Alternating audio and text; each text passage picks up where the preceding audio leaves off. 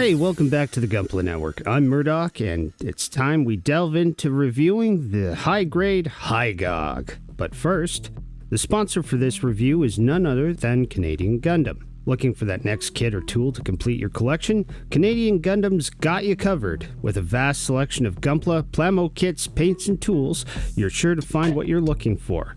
And then you have their flat rate shipping and private warehouse options to work with. But wait, there's more. Take advantage of the discount code Gunpla Network for 10% off your entire order at checkout.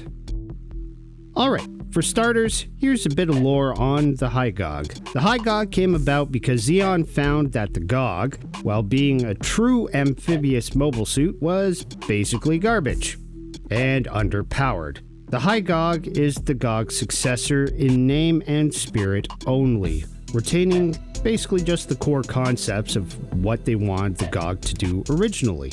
Axis forces would use a lot of the Hygogg's data to develop the equally cartoony and terrifying Kapool some years later. It shares its optional jetpack with the Zagok E model, which, for looking like it's supposed to be a submerged mobility pack, is actually chemical rockets, meant to assist the mobile suit launch out of the water.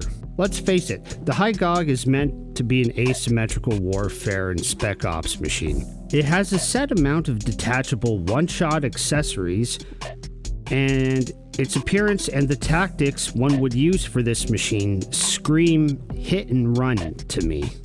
On to the actual model review. So, for articulation, given the Hygogg is a non-standard humanoid configuration for that whole amphibious purpose build, and a high grade from 2003, I'm going to preface this with the following. I was not expecting this guy to be this level of posable. Sure, the vice claws are single pieces of plastic, but that's okay. They wouldn't be anywhere near rigid enough if they weren't. The segmented noodle arms let you get away with some pretty wacky poses, and not just dabbing or hugging other mobile suits. Sorry, Char. The head is kind of, well, it's part of the torso. So there's no getting around that and no fancy mechanism for the mono eye, but frankly, this kit doesn't need it.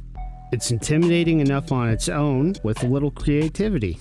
The arms are on peg sockets that can hinge all the way around, but don't expect the shoulders to flare out too far. They have a hard limit.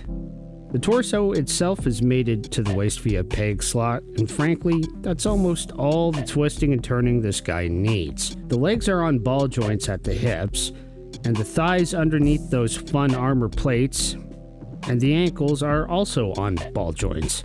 Being that the feet are kind of unique, they're also pretty stable as long as you're not messing with the Hygogg's center of gravity too much. The accessories for this kit are about what you would expect if you've seen the thing on Warren the Pocket. It has the jetpack, the hand missiles, and what I thought were propellant or ballast tanks, turns out they're just fancy casings for the hand missiles. As you might expect, the big orange casings kinda make this kit a parts former. You have to remove the noodle arms and install the great big forearms into them and reattach at the shoulders. This also requires you to remove the knuckles and vice claws and beam cannons from them. The build experience for this kit, for me at least, was surprisingly fast.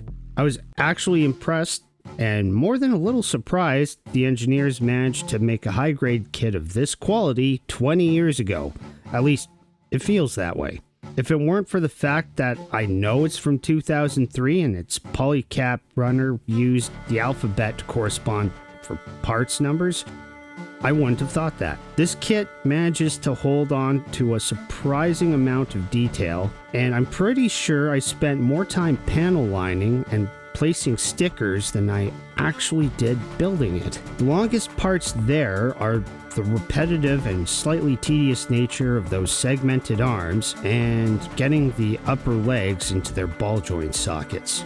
As for shelf presence, well, unless you have an army of Ramba Ral suits or Norris Packard goofs, I think it's safe to say the Hygogg will stand out just on its pale blue coloring alone.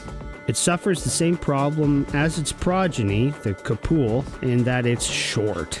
Wing Zero and the F-91, and even the Crossbones, will be able to look it in the eye. I guess pun intended. And core Gundams, well, might even look up to it. But that's about it.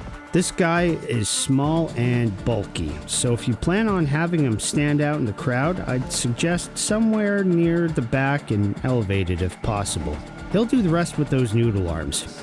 As for my final thoughts, aside from my disdain of Zeon's in-universe lazy engineering by keeping power and sometimes hydraulic cables outside of the armor, the high-grade Hygogg means business. It has enough parts with just enough detail that if you wanted to scribe your own extra panel lines, it probably wouldn't look too out of place. And its segmented arms are just loads of fun to play with. Like, lots.